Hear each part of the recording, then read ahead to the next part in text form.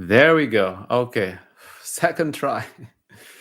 Okay. Well, it's not even the second, but maybe the fourth attempt today. But I hope you guys can see me now. I hope you guys can hear clearly and you can see me as well.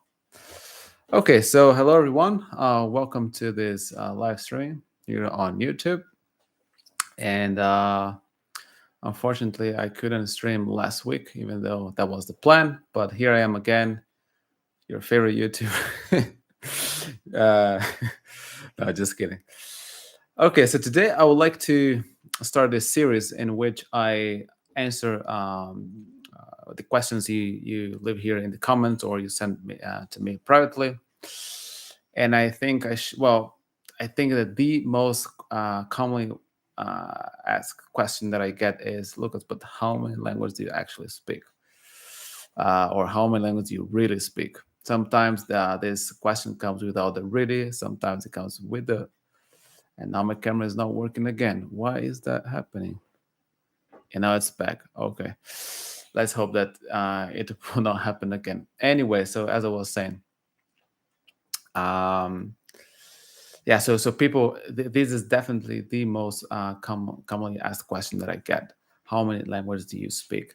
And I find it quite difficult to answer this question objectively because I guess for anyone who has studied a number of languages, and as soon as you understand the basics of how language acquisition works, and you start experimenting with a number of different languages, you soon realize that the main problem, the main challenge of studying multiple languages is not um, learning the language, but maintaining it in the long run.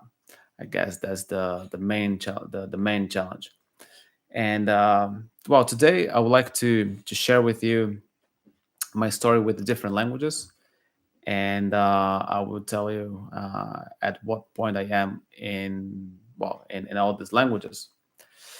So, without further ado, let's start. So, what we have here? We have maybe 10, 15 languages. We'll see.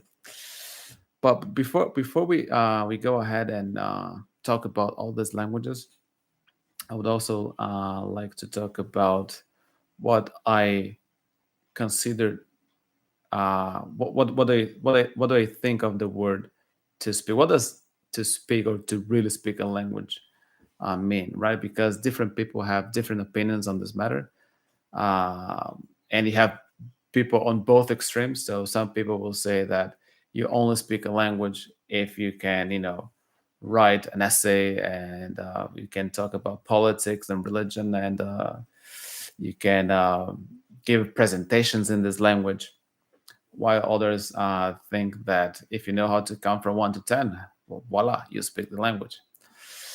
Uh, I like to think that it's probably the yeah, speaking the language, really speaking the language, probably somewhere in between. I think it would be crazy to say that I don't speak, for example, Polish, even though Polish is not a language in which I'll be comfortable giving a speech in front of, I don't know, thousands of people. But at the same time, I've spent so many hours of my life having, meaningful interactions with Polish native speakers when I was living in Poland. So yeah, saying that I don't speak the language would be a little bit inaccurate at the very least. So I guess my take on this is, if you can hold a conversation without having the person to damp down too much, without having the person to simplify uh, the way how they speak, and you can freely express your feelings, your thoughts, your emotions, your opinion, your perspective on things. This is what I call having a B2 level, or yeah, social conversational fluency. I guess this is the word you could use, conversational fluency. And this is what I usually aim when I start studying a language. Hi Nigel, welcome back. I saw you on the other chat. Well, welcome back. I guess you guys now can hear and see me. Oh, I missed the question. I have been waiting for this many.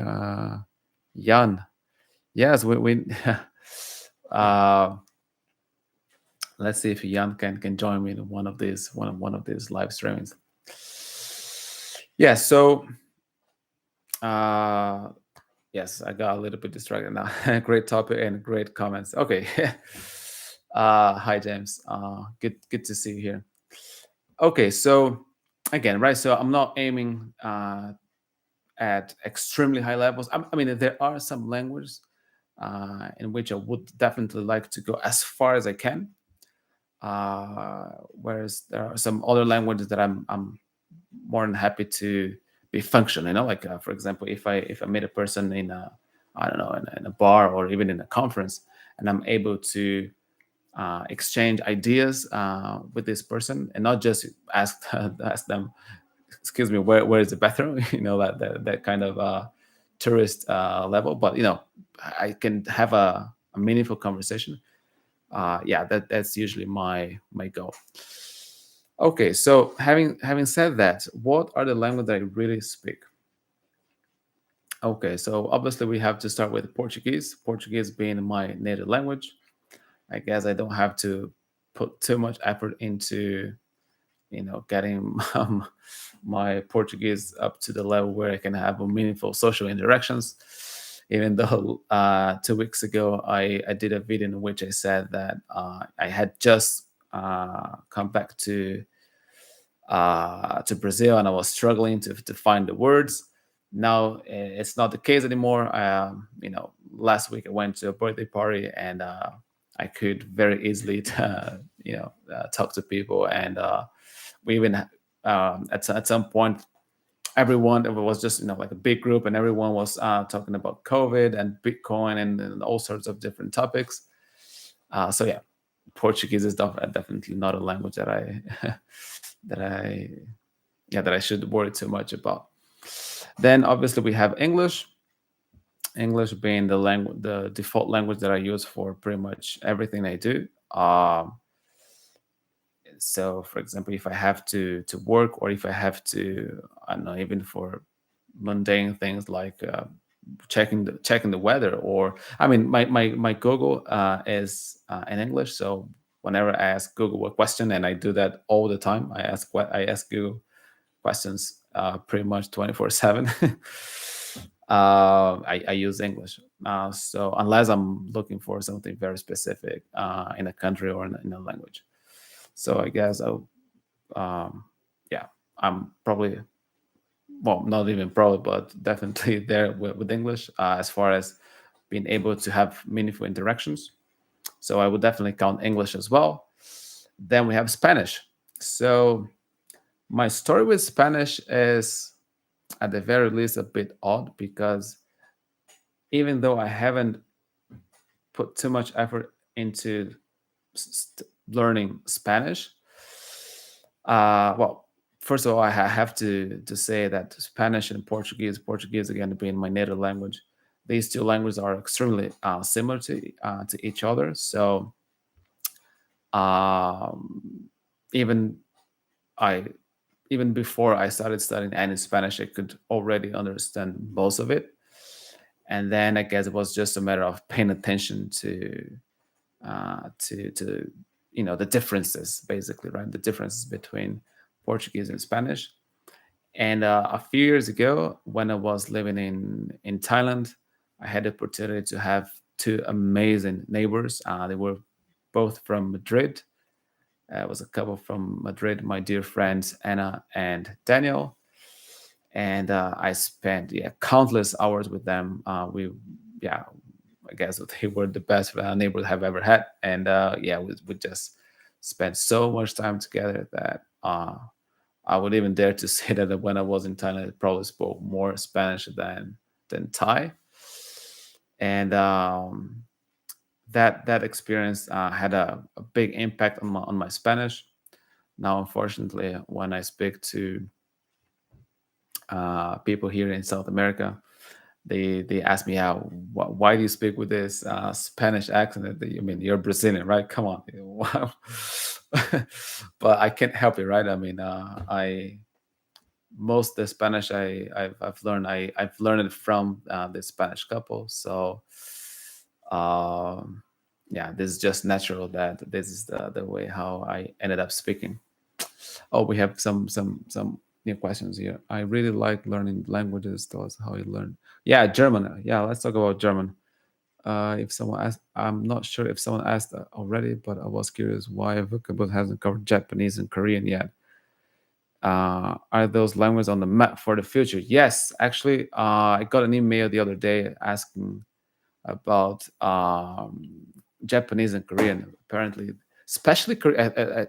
I mean, I understand that Korean music and all these incredible shows that they have on Netflix is probably making Korean more and more popular. And I like that.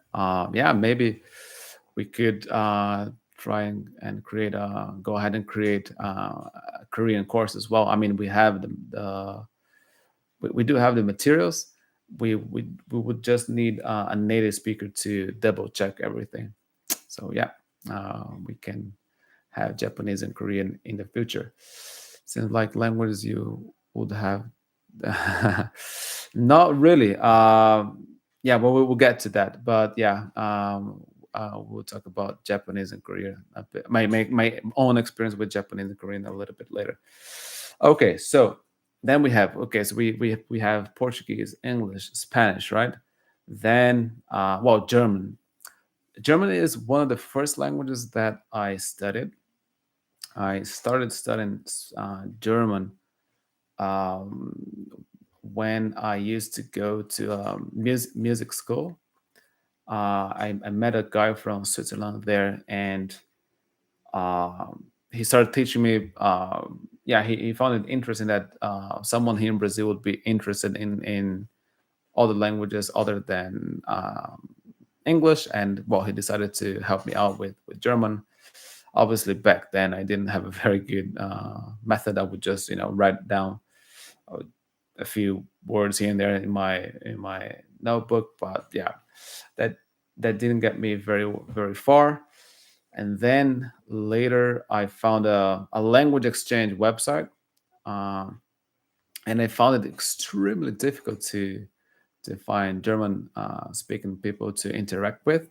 For some reason, they were not very talkative. But fortunately, I found tons of Russians who were studying German, and I guess this is how I started practicing German.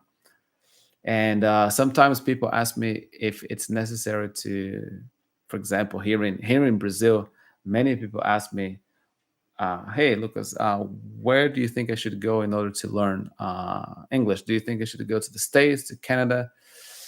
And I I think that if you don't have, and now this is, uh, I'm saying this having in mind people who like to, people who can speak English but have a difficult, have a hard time doing so because they're shy or because they're not used to speaking in a foreign language. I think that these people would profit immensely if they went to basically any country. If they just went abroad, right? They don't necessarily have to go uh, to a country where people only speak that language, especially in the case of English, right? I mean, you can pretty much go to any country abroad, and if you're not speaking your native language, you will probably be interacting with people in English. And for people who have a very large passive vocabulary, this can help them to activate this vocab. And this is what happened to me when I was learning German. Even though I was not interacting with Germans or with German-speaking people, um, talking to those Russians in German helped me a lot. And after that, I had a neighbor, again, another neighbor, right? But well, not really a neighbor, but a flatmate. I was renting an apartment here in Sao Paulo, and I had a flatmate from Germany, and this is when my German got a lot better because I had the opportunity to speak German basically every single day for for I guess for half a year. Yeah, I think we lived together for 6 months, and in those 6 months, yeah, we spoke a lot of German together. So, and although German is not a language that I use actively at the moment, I do use German every now and again, but not as often as I used to.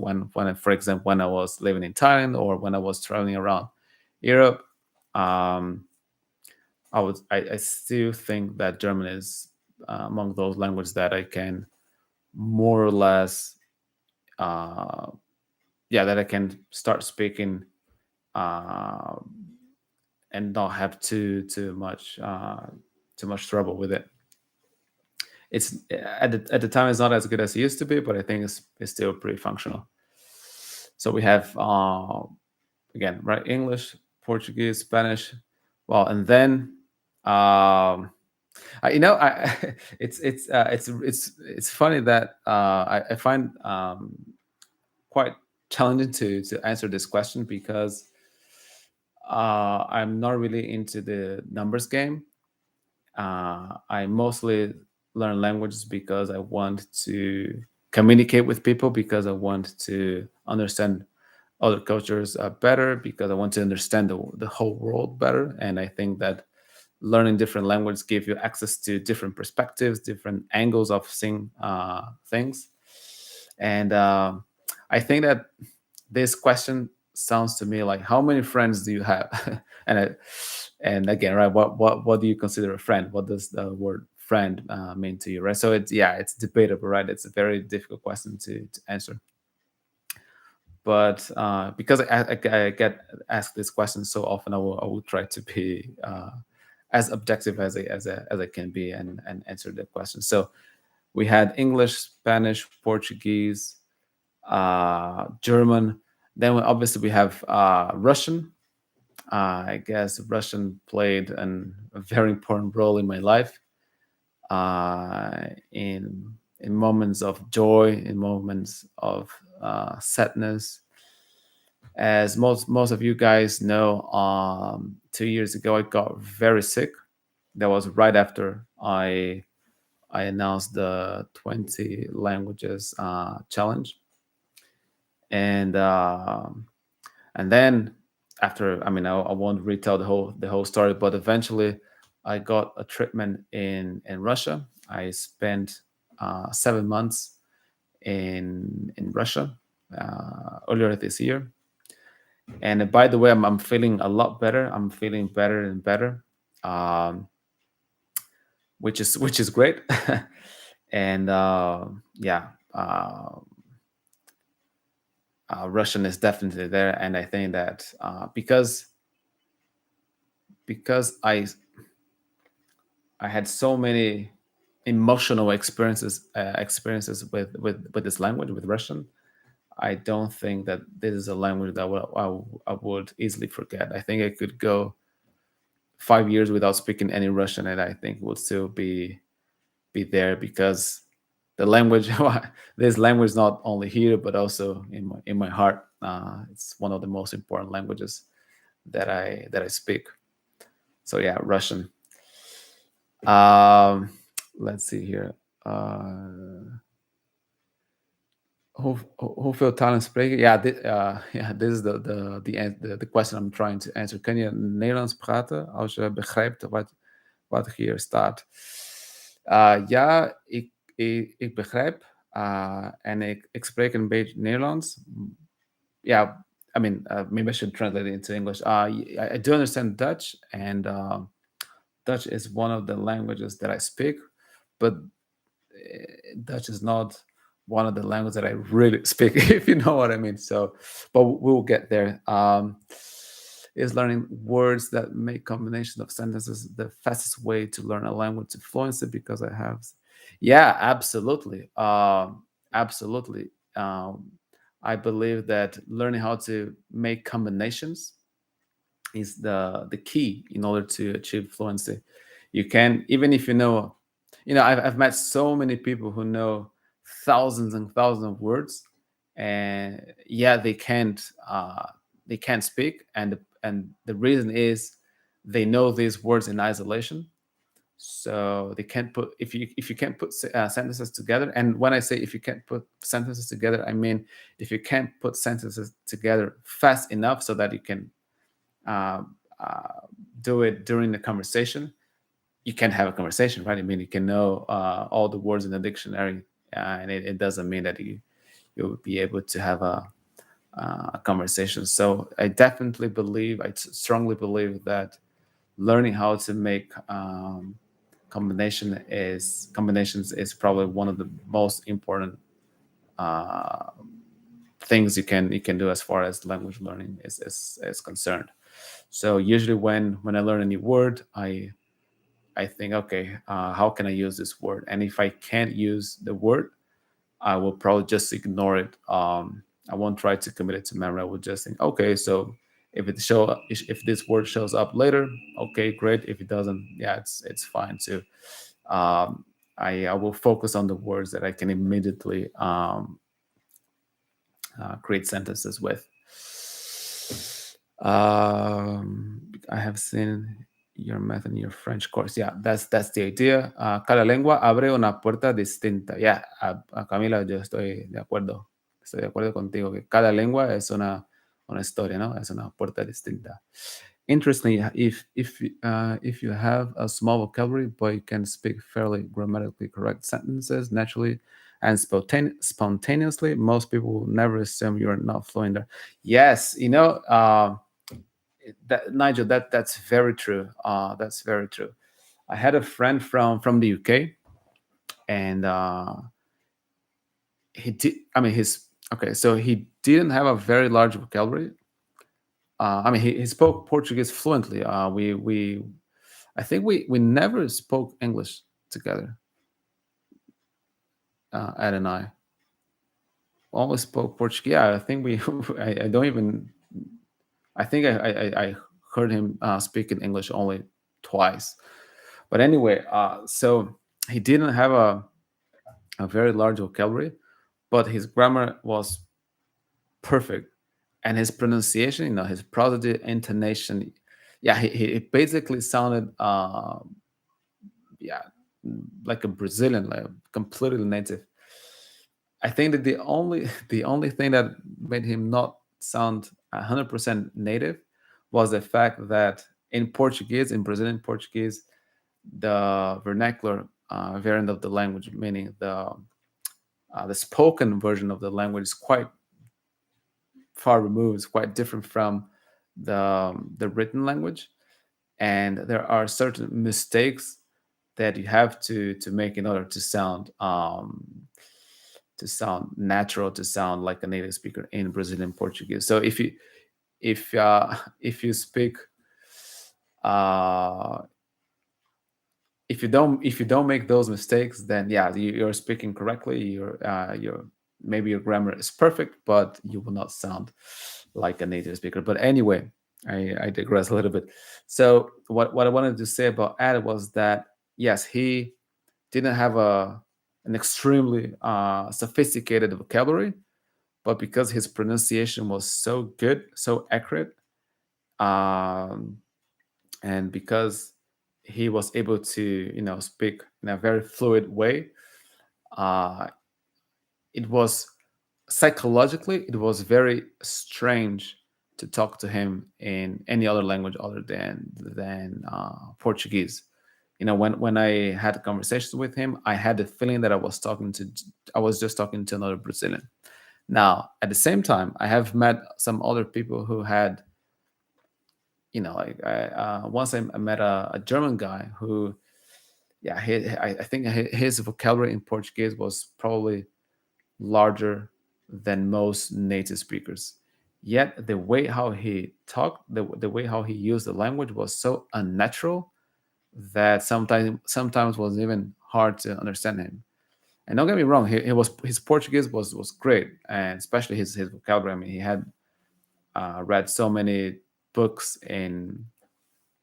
I think that he has probably read more books in Portuguese than most Brazilians, myself included.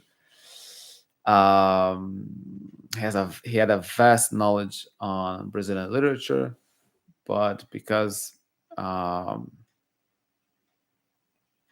because he was not able to combine these words in a natural way to form sentences, natural sounding sentences.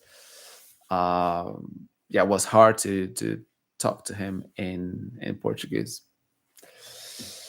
Okay, so we had Portuguese, Spanish, English, German, Russian. Well, then obviously we also have Italian, right? Italiano, and the relationship I have with Italian is quite interesting because although I have invested much more time studying Italian um, than when comparing it to Spanish, I still think that my Spanish is a lot stronger than my Italian, and I believe this is the case because of two things. One, yes, Portuguese and Spanish. So due to the proximity of these two languages, but also because Italian is a language that yes, I have studied, but I have never really used it in a natural setting. So I do have some Italian friends, and I'm speaking Italian more and more often these days. But I have never had the experience that I had, for example, with Spanish, that I was speaking it on a daily basis when I was living in Thailand. But yeah, Italian is definitely there. Italian is also a language that I feel quite comfortable in. I mean, in all these languages, I do make mistakes, but this is a language that I feel quite comfortable when speaking. Rogério, hi Lucas, I'm from Brazil. Thanks for the mini course lessons. Yes, I'm glad that he liked it. Um, and yeah, and I would also like to add the Italian, uh, just like Spanish and Russian, German. These are languages that, for example, I would listen to a podcast or to uh, an audiobook, and these are the languages that I don't have to pay attention in order to understand. What I mean is, for example, if I'm listening to a podcast in Spanish, I can do it while doing something else. Like I don't know, I can uh, answer to emails and listen to a Spanish podcast at the same time. I mean, I usually I don't do that because I don't like multitasking. But what I mean by that is that even uh, if I'm not paying attention 100% to what is being said, I can still catch it. Or for example, if I am in a social event and people are speaking like different groups and people are speaking different languages, I can still catch things in Italian and Spanish, whereas I can't do it, for example, with Dutch. Dutch is a language that I can only understand if I have my undivided attention, if I'm really paying attention to it. Then and again and it depends on the topic, on how fast they're speaking, on the region where the speaker comes from. For instance, I find it a lot easier to understand Dutch people from the north. In the south, yeah, they have a funny accent that in terms of the way how it sounds, I actually prefer how Southern Dutch sounds, but I find it harder to understand. But yeah, so with Spanish and Italian, I can understand even if I'm not paying attention to it. Then we have Polish. Polish is one of my favorite languages. I stayed in Krakow in Poland for 6 months, and Polish is an interesting case because this is a language that when I start, so two things. One, Polish was the first language that I started to learn from scratch in the country.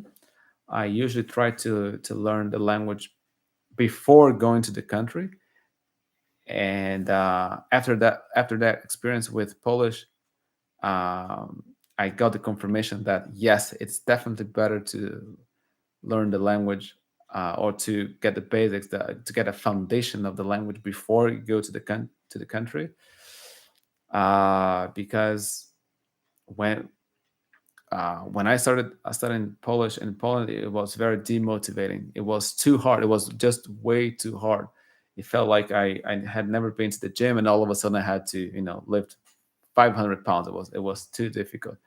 And I remember that after 1 month studying Polish, I could understand Slovak better than I could understand Polish, even though I was studying Polish in Poland, right? But that, I guess that's it has to do with the fact that Polish pronunciation is quite tricky. Polish phonology is quite complicated. But I kept studying Polish, and I guess my social life in Poland was quite active. I had tons of Polish friends, and I have very warm memories of that time. So yes, again, even though I'm not using my Polish these days, I think Polish is still a language that, if necessary, if needed, I would be able to have a meaningful interaction in Polish. And when I think about the question, how many languages do you really speak, or what are the languages that you really speak? I think Polish is, I mean, the level that I have in Polish is a level that I would like to have in most languages. So yes, on one hand, it's not as good as, for example, my Spanish. It's not a language that I would be able to discuss anything in depth. But at the same time, it's more than enough to what I need. When I mean, apart from English and a few other languages, I guess all these other language, I would like to learn all these other languages in order to have these social interactions while traveling in the countries. So I guess the level I have in Polish represents really well the level I would like to have in a language when I first start studying it. Meaning, I can have spontaneous conversations with native speakers. We can, ask each other questions. We can talk about a number of different topics. They don't have to dumb down or simplify it too much, and it just works. Like the conversation just flows. Nigel just started Polish after a year of intensive Russian study. Nigel, how is it going with Polish? I when I started studying Polish, I could already speak Russian at a fairly high level, and I found it quite difficult. Russian was my first Slavic language. Then I studied some Ukrainian, and Ukrainian was, well, maybe I wanted to say that Ukrainian was so much easier than Polish, but maybe I should say the other way around. I guess Polish was much harder than learning Ukrainian. Oh, I see some other questions here. Could you try to give an idea of how much time you spent learning each language? Okay, how much time? Yes.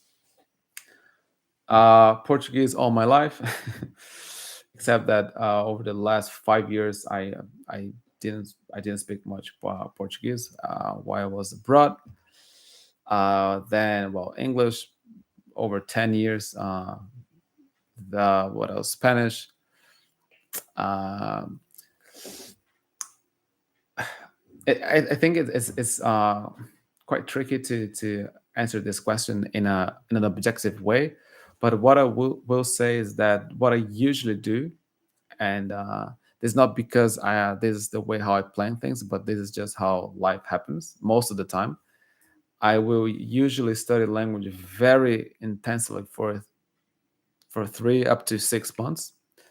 Then, if I have the opportunity, and usually in these 3 up to 6 months, I I usually get up to the point where I can have uh, conversations with native speakers. It's still hard. I still have to look for words. I still have to sometimes simplify what I want to say. But yeah, but it works. Like I can hold a conversation, and then if I have the opportunity, I try to go to the country, or I try to surround myself with the language. And nowadays it's getting easier and easier to do so with the internet. And if you live in international city, I think it's quite easy to make friends from pretty much whatever country you choose you choose from. Um, and then I will do that for about 3 months, and then I try to maintain the language. So I have this initial very intense um, study. Sorry. Yeah, I would normally spend from 6 to 9 months studying the language very actively, and then I try to maintain the language. So I heard a story about you and was curious about, uh, a woman at a polyglot conference spoke about you learning Esperanto very quickly at the hotel, and I was wondering what method you applied. Yeah, so I guess the woman you're referring to is Lydia Makova, one of the best polyglots I've ever met. And Nigel, you're not the first person who asked me this question. And last time I talked to Lydia, I even mentioned this this to her. And you know what? I think, you know what? Instead of answering this question now, I will send Lydia a message and see if she wants um, to record an interview where we could discuss not only uh, yeah, how people can go about learning languages. Lydia has very interesting methods. She has her famous 4 pillars to successful language learning. And yeah, I guess we could also touch upon this experiment we did with Esperanto. Uh, yeah, I think it will be interesting to talk about the experience with Lydia. Polish is such a cool language. Yes, my friend who lives in Poland is learning Polish. He's living the same experience, huh? By his podcast, LingoCast. Oh, LingoCast. I do know LingoCast. I'm finding spelling and pronunciation difficult at the moment. Yeah. I mean, spelling and pronunciation in Polish is very consistent, but it takes some time to get used to it. It takes some time to get used to it, doesn't it? I love italki. I can literally talk in my target language with teachers every day if I want. Yeah, italki is great. Are you taking um, many Polish classes there? Nice. An interview would be awesome. Yes, right after this live streaming, I will send Lydia a message, and I will try to arrange that conversation, that interview with her. Eliseo, opa, Eliseo. Di solito, qual è la competenza più difficile per te quando stai imparando una lingua? Ascoltare, scrivere, leggere o parlare. So Eliseo is asking, what is the most difficult aspect as far as language learning is concerned? What is the most difficult aspect when you're to master when you're learning a language? Listening, writing, reading, speaking. And I'd say that it really depends on the language. So if it's a language that is similar to other language that I speak, then listening tends to be very easy. For example, I've never studied Belarusian before, but I'm pretty sure that well, I I don't even have to wonder about it. If uh, even though I have never studied Belarusian, because I have a strong foundation in Russian, and I also speak Ukrainian and Polish. When I listen to Belarusian, I understand pretty much. Yeah, I don't want to be cocky and say, yeah, I understand 100%, but yeah, it's almost there. It's maybe 97%. So I guess that in the case of Belarusian, it will be quite easy to deal with listening. Uh, in the other hand, when on the other hand, if I'm studying a completely new language, for example, when I started studying Thai, um, listening was extremely difficult, and I should say it's still extremely difficult to understand Thai in my case. So I find that speaking is easier than listening. So I guess it really depends. It depends on the language. It depends on the languages that you already know. But in general, um, I find listening a bit easier than speaking, and I find reading, yeah, yeah. So listening and reading, I find them a bit easier than speaking and writing.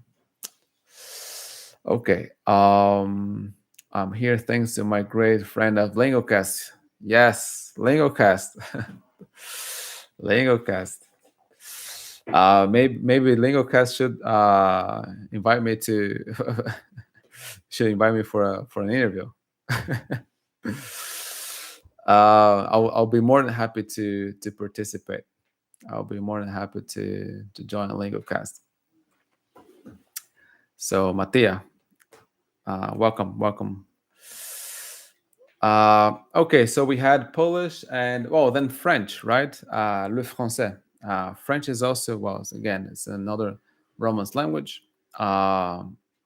French is also, I mean, when we look at the Romance languages that I have studied, I mean, Portuguese, Spanish, French, and Italian, I think that French is the language that I have studied the most, but at the same time is a language that uh, I struggle the most with. But I think it just has to do with the fact that it's the language that is furthest away from my native Portuguese. But French is a language that I would count as one of the languages that I speak,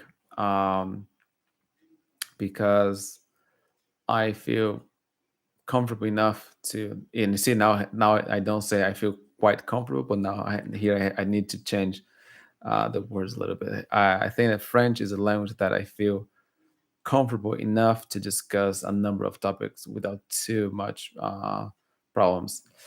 I guess my main issue with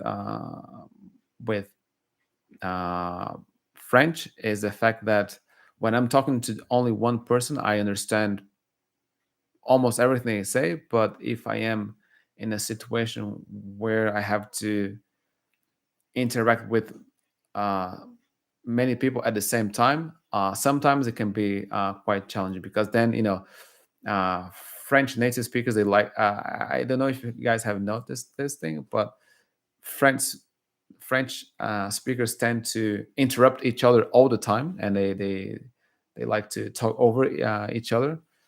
Um, so especially now, if they are having an interesting debate, they will mm, yeah, they will usually speak very very fast. So sometimes it can be a bit challenging to follow.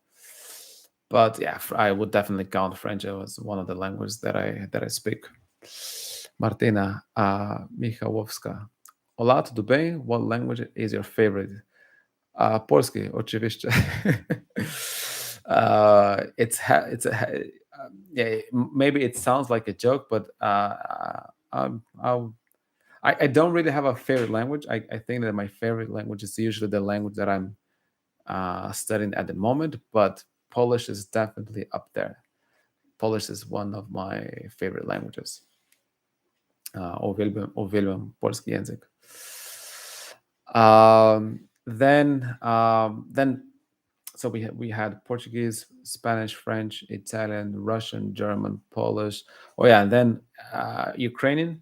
So my story with Ukrainian was I was not planning to originally I was not planning to learn Ukrainian, especially because most people in Ukraine speak Russian anyway. But um, one day I was sitting in a cafe with a friend, and I saw the word kava, and at that time I think that was 2 months in. Yeah, I was in I yeah I had already spent at least 2 months in Ukraine, and then I saw a huge sign, kava, and I asked my friend, yeah, what does that word mean? I mean, I could already read the Cyrillic alphabet, and I asked him, yeah, so what does that mean? And he told me, yeah, it means coffee. And I said, oh, and what about that word? And what about that word? And to my surprise, Ukrainian was much more similar to Russian than I had originally thought. I mean, I know that these two languages are different. They are not just different dialects of the same language. Uh, but I would even dare to say that Ukrainian and Russian are probably more similar to each other than Portuguese and Spanish. So yeah, after that day, I started studying Ukrainian, and then I went to Lviv. Had a wonderful time in Lviv, and I'm so grateful to. Yeah, I had I not decided to start studying Ukrainian, and I'm pretty sure that my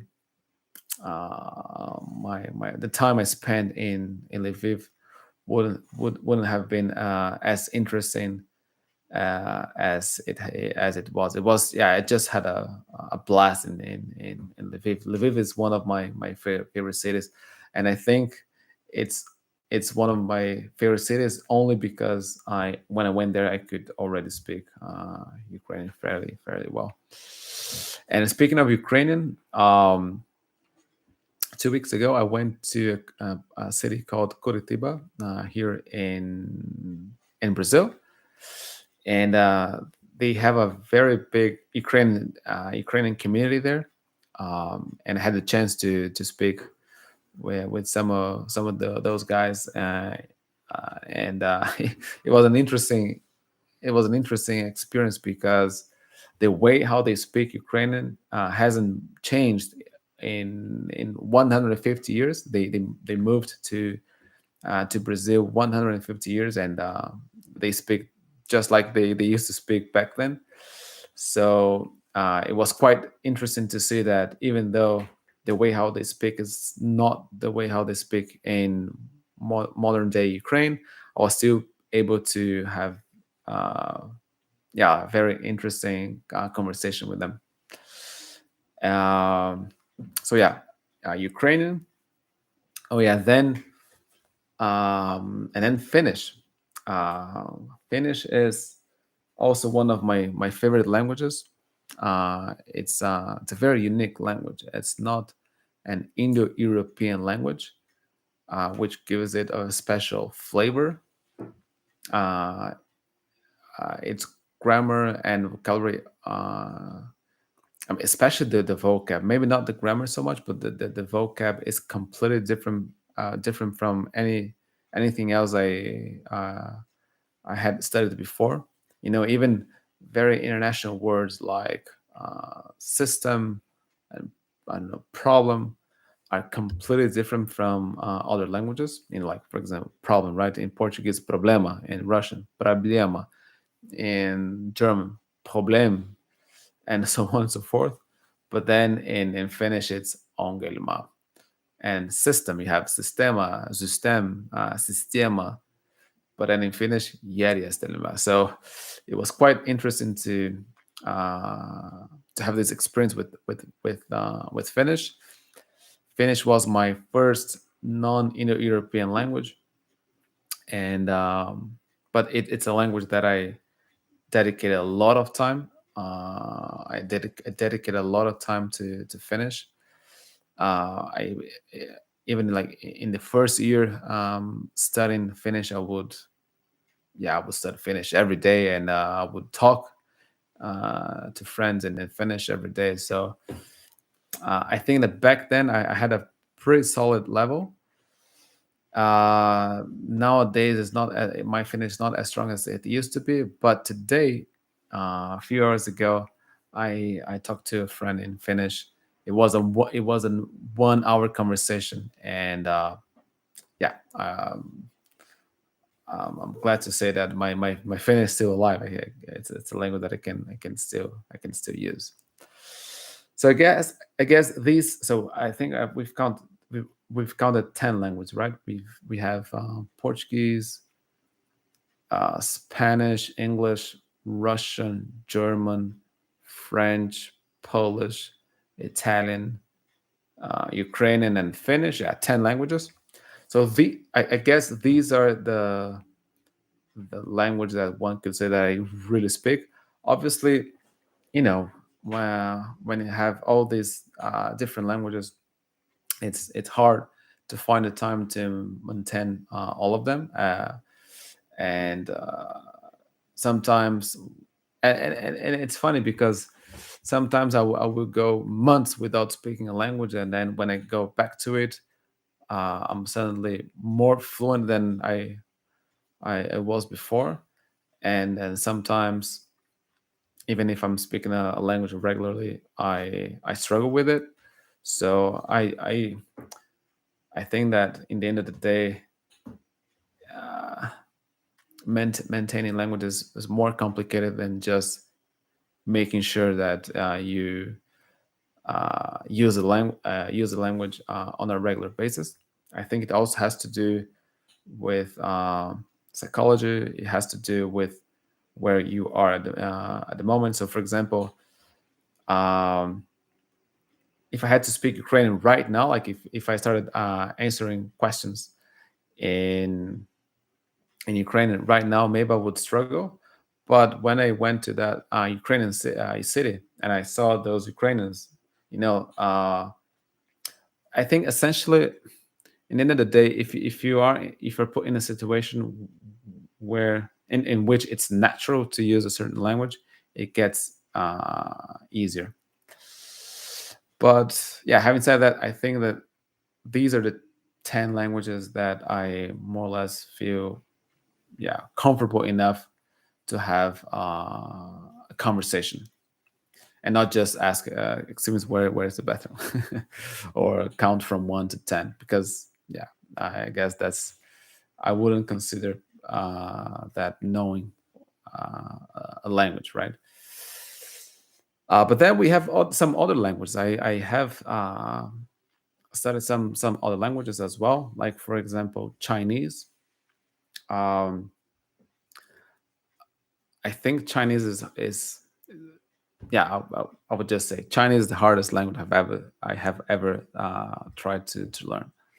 Chinese is really difficult. When I started studying Chinese, I thought it would be maybe, I don't know, 3, 4, 5 times more difficult than learning, you know, German, Russian.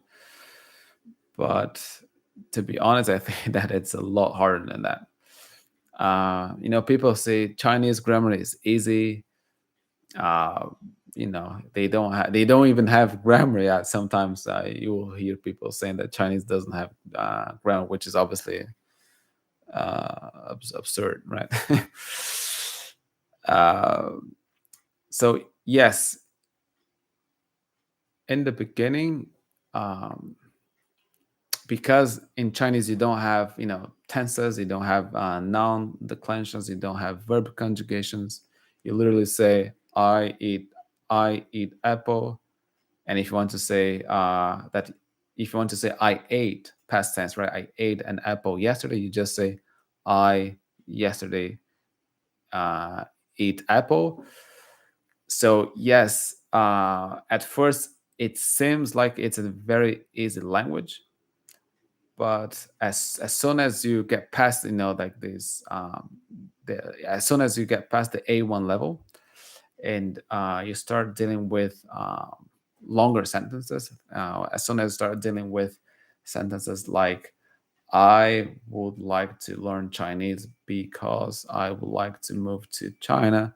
However, I think that it's not possible at the moment because, yeah. So as long as you start having longer sentences with multiple clauses, things like I saw the man who was interested in buying your car. As soon as you get to these kind of structures, it gets really difficult. um yeah, and then obviously you have the characters and the tones and pronunciation, and in every, so eh, Chinese pronunciation is not that hard, but it is hard. And then you have the characters, and the characters are not that difficult, but they're also hard.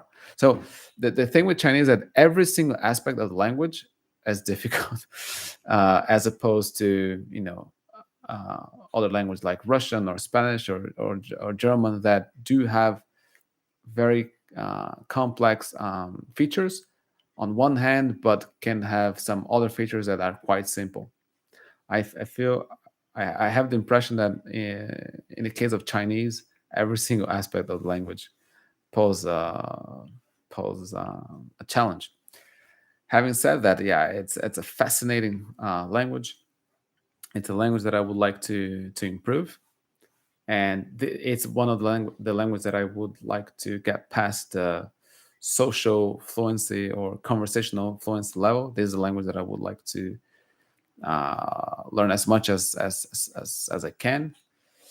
But unfortunately, right now, this is not a language that I will be able to hold a conversation. Not even close. Especially because of listening. It's very hard because in Chinese the words are so short. It's very difficult to tell them apart, and listening is a real challenge. Then I've also got another Asian language, Thai.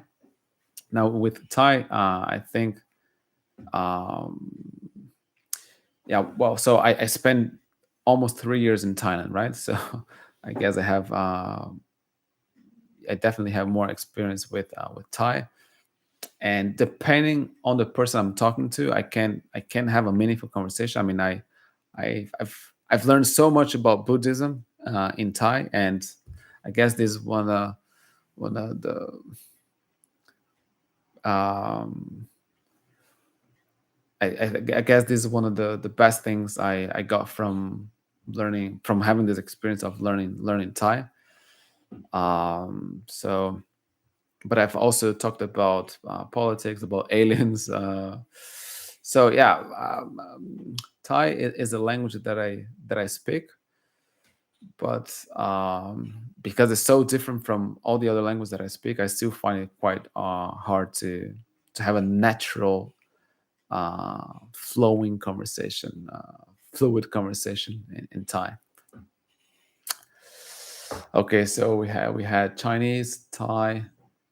Mm, what else? Oh, and then now going back to the Germanic languages. 7 years ago, and that was one of my first trips. I went to Norway, but before going to Norway, I studied some Norwegian. I studied a bit of Norwegian, and when I was in Norway, I uh, I would whenever I would meet someone for the first time, I would tell them.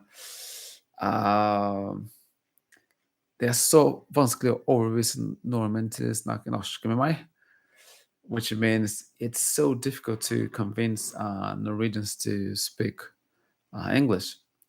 And people would usually just, just have a laugh. And but the trick actually worked because like people would laugh and then they would just start talking to me in Norwegian, even though my Norwegian was far from being good enough to have to hold a conversation. But yeah, I spent 3 weeks in Norway, and I would refuse to speak English.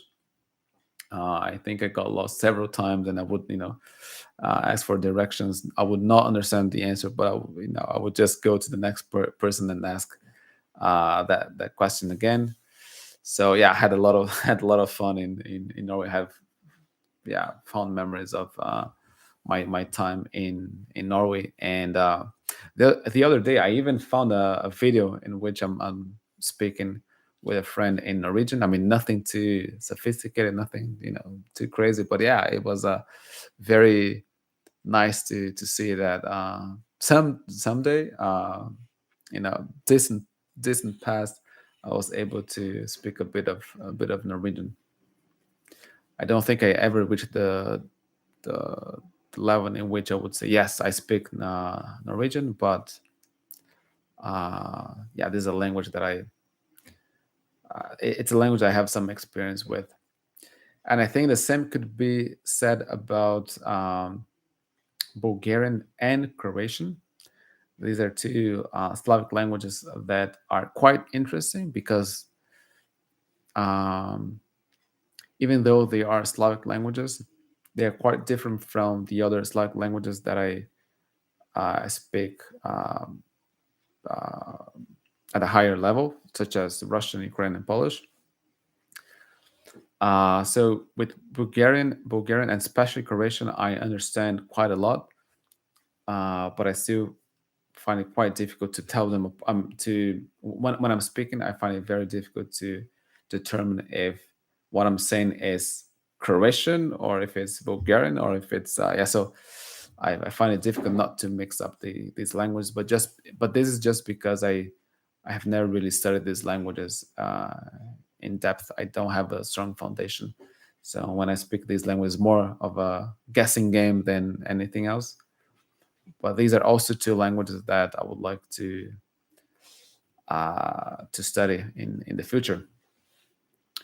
What else do we have? I think this is pretty much it, right? So we have those first 10 languages: Portuguese, Spanish, German, Russian, English, Finnish, French, Polish, Ukrainian, and Italian. I hope I got it. I got this right. Yeah. So these are languages that I would feel comfortable having a conversation. Uh, then we have these other five languages that I studied them: Chinese, Thai, Bulgarian, Norwegian, and Croatian. But these are languages that I would never say, "Hey, I speak these languages," because yeah, that would be just inaccurate.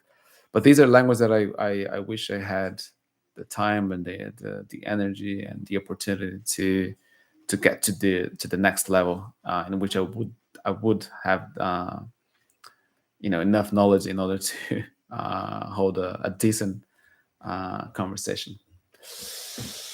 Rogério Rocha. Oh, sorry, here. Nigel said, I have studied Japanese, Chinese, Korean, German, Russian, and I still have problems with French the most. Really? Wow. So you have studied all these crazy languages and you struggle with French? Why is that? And Nigel, what's your native language? How different is Russian and Ukrainian? Actually, I guess I answered that question. So yes, Ukrainian and Russian are very, very similar. And I think that originally Ukrainian was closer to Polish, but due to uh, the fact that Ukraine was a member state of the Soviet Union for so long, they um, yeah, I guess over time Ukrainian got more and more similar to Russian. Then we have Lucas, eu não sei se você o conhece, mas espero que algum dia o Gabriel Poliglota e você façam uma live, pois são dois brasileiros que falam muitos idiomas com fluência. Rogério, você não é a primeira pessoa que me fala isso e realmente eu vou tentar entrar em contato com o Gabriel, que é uma pessoa que eu admiro muito. O Gabriel é uma pessoa que eu admiro muito, que me motiva a aprender idiomas. So yeah, just translating. There's this guy called O Gabriel Poliglota. He's a Brazilian living in Canada, if I'm not mistaken. And yeah, he's a great polyglot. He speaks several languages at a very high level, and I would definitely like to have him here on the channel, so we can chat about language learning, our favorite topic. And I experienced that too when I leave a language for a bit and come back even more fluent than before. Yes, so strange. Not every language though. Exactly. Yeah, that happens to me too. Um, I the other day I was listening to a podcast by Steve Kaufman, and he reported that same phenomenon. He also said that sometimes he will leave a language for 6 months, even up to a year, and then all of a sudden he gets back to it, and then he can speak it better than ever before. My native language is English, but for some reason I have always found Asian languages to feel more natural to me. Okay, it may be because I grew up in California. I didn't experience European language. Yeah, that could be. That could be. I'm also guessing that your first foreign language was also an Asian one, right? Because, for example, if you ask Yan, I think he had a completely different experience. So, obviously, the first foreign language, so Jan's native language is Dutch, and after Dutch, the first foreign language he studied was English, of course. Then he tried to learn some Spanish. It was not very successful, and then he started learning Chinese. He moved to China and he spent a ton of time there speaking Chinese. And if you ask him, yeah, he will say, yeah, Asian languages, no problem. Chinese, Mandarin, Chinese, Cantonese, Thai. He also speaks some Indonesian.